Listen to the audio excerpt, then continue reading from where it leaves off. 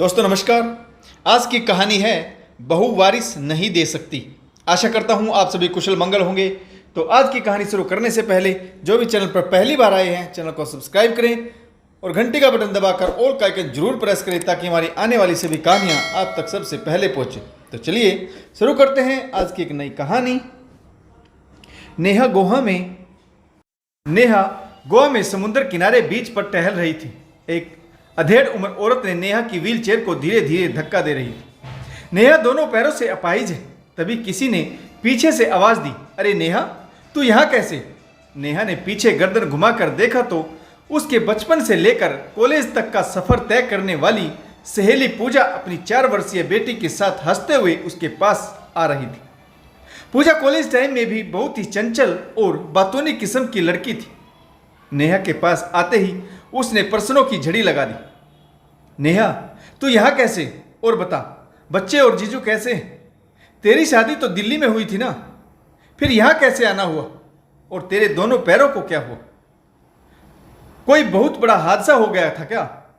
पूजा ने एक साथ इतने सारे सवाल पूछ डाले कि नेहा की समझ में ही नहीं आ रहा था कि वह उत्तर देना कहां से शुरू करे। नेहा मुस्कुराते हुए बोली, तू नहीं सुधरेगी। सामने वाले को सोचने समझने का मौका तो दिया कर। अब मुझे यह भी याद नहीं कि तूने मुझसे क्या क्या पूछा है। दोनों सहेलियां खिलखिलाकर हंस दी। पूजा नेहा के गले मिली। दोनों सहेलियां 10 वर्ष के लंबे अंतराल के बाद मिल रही थी। पूजा ने फिर से खिलखिलाते हुए पूछा, और सुना, तेरे हीरो अमन का क्या हाल है? यही बीच पर तेरे साथ घूमने आई है क्या? मुझे दर्शन नहीं कराएगी? नेहा ने मुस्कुराते हुए कहा। क्या बात है, अभी तक अमन में तुम्हारी दिलचस्पी बरकरार है? पूजा में फिर से अपनी शरारती अंदाज में कहा। अमन तो कॉलेज का हीरो था। कॉलेज की सारी लड़कियां उस पर जान छिड़कती थी।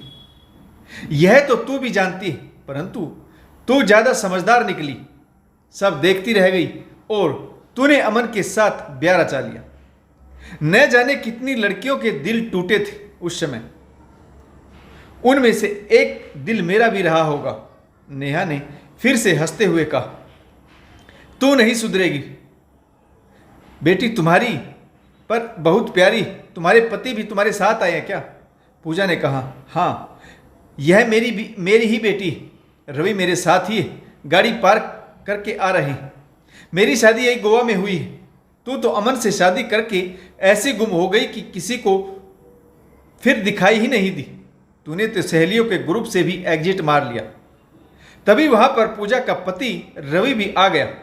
पूजा ने नेहा और अपने पति का औपचारिक परिचय कराया। पूजा बार बार नेहा से अमन के बारे में जानना चाहती थी, परंतु नेहा पूजा के पति रवि के सामने अमन के बारे में बताने से बच रही थी। उसने पूजा का हाथ पकड़ते हुए धीरे से कहा कि अभी तो उसे बहुत जरूरी काम है। वह किसी दिन फुर्सत से पूजा के घर मिलने आएगी और तो आराम से बैठकर सारी बातें बताएगी। नेहा ने पूजा से उसके घर का एड्रेस और फोन नंबर ले लिया। नेहा वहां से हेल्पर के साथ चली गई। इसके बाद चुलबुली पूजा रोज अपनी पक्की सहेली नेहा के फोन का इंतजार करती। एक दिन नेहा ने पूजा को फोन किया। वह 2 दिन के लिए उसके घर रहने आ रही। पूजा बहुत खुश हुई और रवि को सामान की लंबी लिस्ट पकड़ा दी और अपनी हंसमुख स्वभाव के चलते रवि से कहने लगी, तुम्हारी साली साहिबा आ रही है। आओ भगत में कोई कमी नहीं रहनी चाहिए। अगले दिन सुबह 10 बजे के करीब पूजा के घर के सामने एक बड़ी सी गाड़ी आकर रुकी। हेल्पर ने पहले नेहा की व्हील चेयर ही उतारी, फिर नेहा को सहारा देकर व्हील चेयर पर बिठा दिया।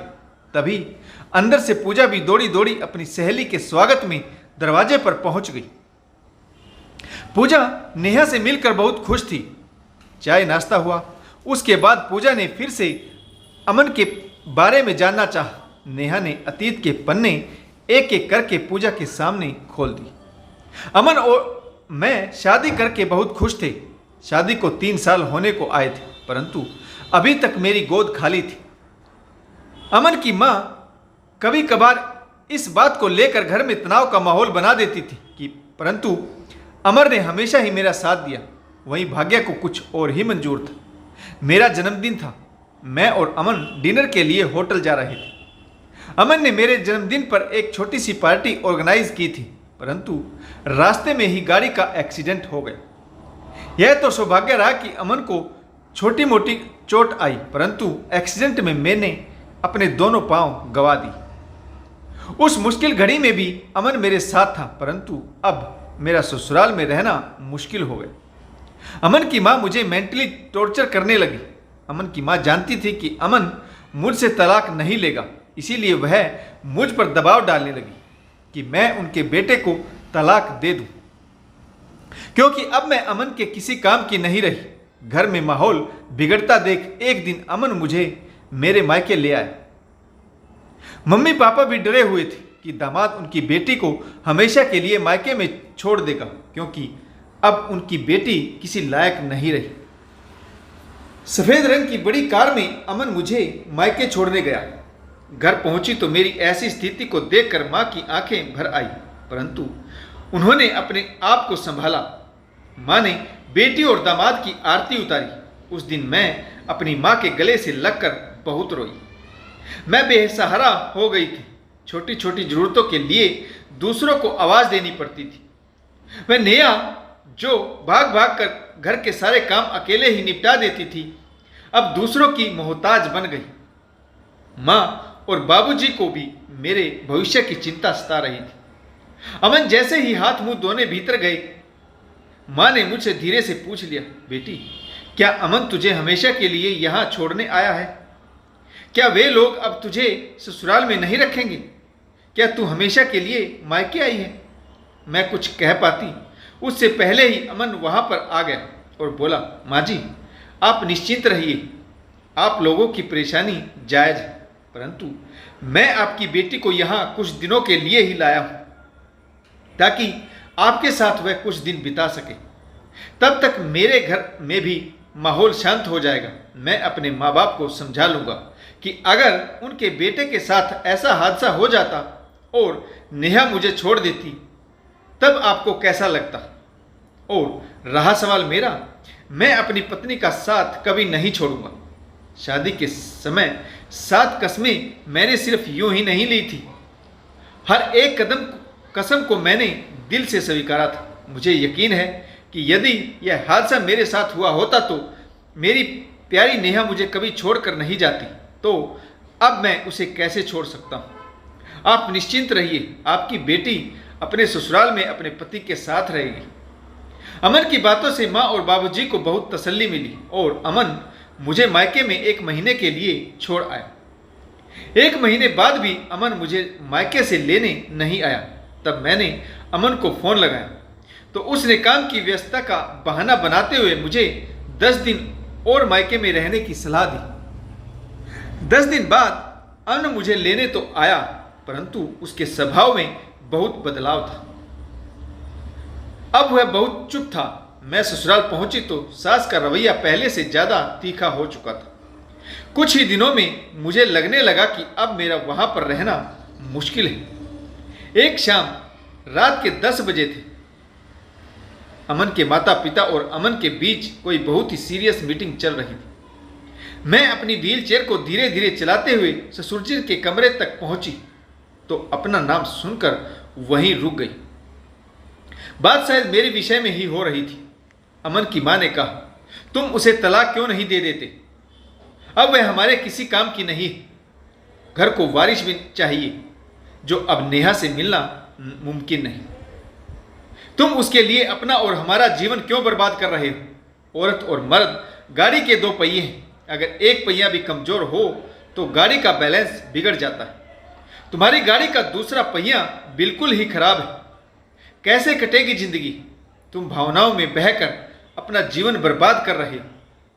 हमारी मानो, नेहा को तलाक देकर दूसरी शादी कर लो।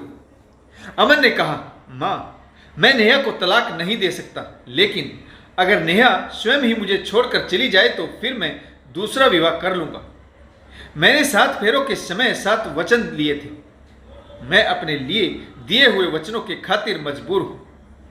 अमन सिर झुकाए खड़ा था। और उसके माँ बाप उसे समझा रहे थे। जब नेहा ने अमन की बातें सुनी तो उसके शरीर में सन्नाटा दौड़ गया। आज उसे पहली बार लगा कि अमन भी शादी को मजबूरीवश निभा रहा है।